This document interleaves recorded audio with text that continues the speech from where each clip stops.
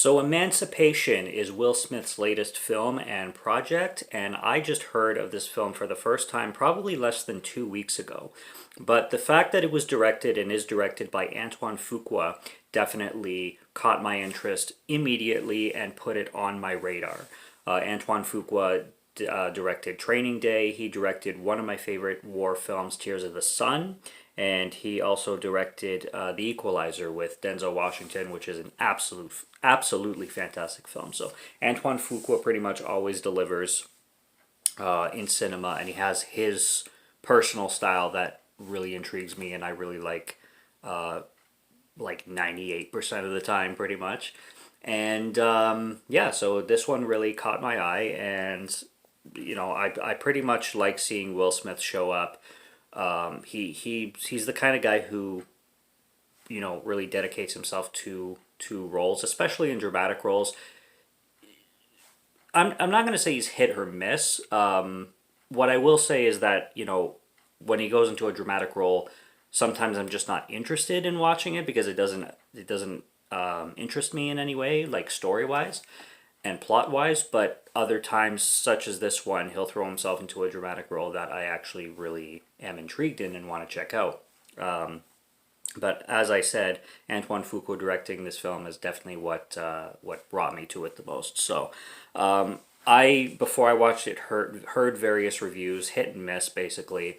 A lot of people are just avoiding this film because of the controversy that happened last year, which I think is super ridiculous. I'd separate all of that bullshit from the actual art. So I'm going to go into this film judging it for what it is. I gave it a 3 out of 5. It was above average, but I definitely did not see this film doing much different than I've seen before. This film, the biggest thing about it is it's delivering a story and delivering an execution that is not new. We've seen this done. 12 Years a Slave came out not too long ago, which it's just mind-blowing cinema about the same kind of plot. Visually, we've seen this before very recently. Acting-wise, performance-wise, we've seen it all before. It's extremely well done. I'm not taking anything away that it's like a weaker version of anything else, because it is visually driven and the story is based on a true story and really well told. Performances are all great, and it's very touching, very dramatic, very violent, very hard to watch. The dialogue is very heavy and mean spirited, as goes with the subject matter. And it's cool. Basically, like, the story of the film is the true story based on this guy. In real life, his name is Gordon, but they call him Peter in the film. I don't know why they did the name switch, but he's played by Will Smith. And this guy basically became famous for being one of the first photographed slaves, to where his photograph was spread worldwide during the Civil War, which really captured the attention of people and got them to realize how bad, like, how not how bad because it was terrible, but how dangerous and violent slavery was. It really visually put it in front of people's eyes, because towards the end of the film they take a picture of this guy Peter's back, and his back is absolutely filled with scars from the whips and all that. And apparently this picture went completely international, and people were like, holy shit, like, we gotta stop this. And it really came into people's attention.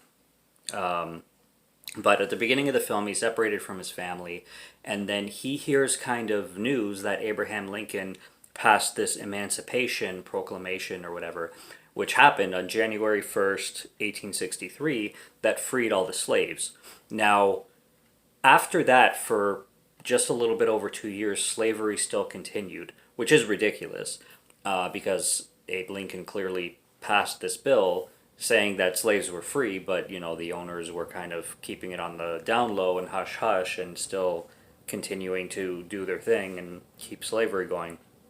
But yeah, Will Smith basically, he takes it upon himself and his friends, who are trying to do the same thing, escape from the slave master's clutches through the swamps of Louisiana, because they're trying to reach Baton Rouge, where the army is that can that is basically working to free the slaves slowly. So it's basically Will Smith, chugging through the swamps of Louisiana, the dangerous forest. It's going to take him like 5 days to get to Baton Rouge, and it's basically about his journey there and his friends that go along with him, till he gets there, and then he's basically given a choice: continue being a slave or join the army, because this film deals with an idea of freedom that is not exactly traditional of like just the way it would play out in a traditional movie about people fighting for freedom. It's a little bit different.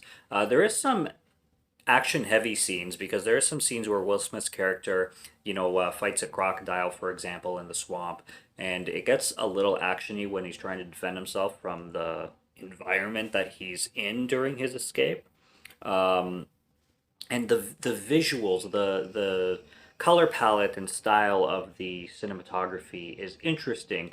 It really gave me a witch vibe and a revenant vibe, the way the film looked. Now it's much more black and white. There is actually black and white scenes throughout, but it's a very dark, grim, and rustic picture, and it's very very tinted. So I mean, it almost looks black and white, but it's not. You can still see the color and the shades in there, but it's very in the style, in that dark, like gloomy style of The Witch and The Revenant, but even more so. And it's cool. It really gave like a very artistic visual style to the themes and the kind of story that it was trying to go for. And I think they did it really well. I liked the connection to the Civil War and how they brought the Civil War into the plot and the story. Um, I found that there's a plot theme where there's a villain that's played, I think, by Ben Foster. He's in most of the movie as well. He's trying to chase down the slaves that are escaping. With him and with another white man is another black man, and he's with him. He's with these two guys the whole time, but he's not a slave. It doesn't seem, and he's with them, and they're always talking down to the slaves and the ends and everything, and they're talking bad and horrifically with another black man present, and this black man is not a slave. And I did some research like after the movie, because I'm like, why is he with the slave masters? Why is this specific black man with the slave masters? I didn't get that, but apparently there was some that were also slave masters themselves, because of luck of the draw or something. I don't know. I didn't do enough of the research to see how that happened back then, but yeah, I was confused to see that play out. Like, this villain is telling this story during a campfire while they're roasting alligator, and he's just talking about a situation that happened when he was a child and what his father did to a slave woman right in front of them. That's just horrifying. I mean, this film is disturbing and violent, and not for the sensitive. I mean, it definitely packs in a lot of the violent, dramatic history that is known with its subject matter.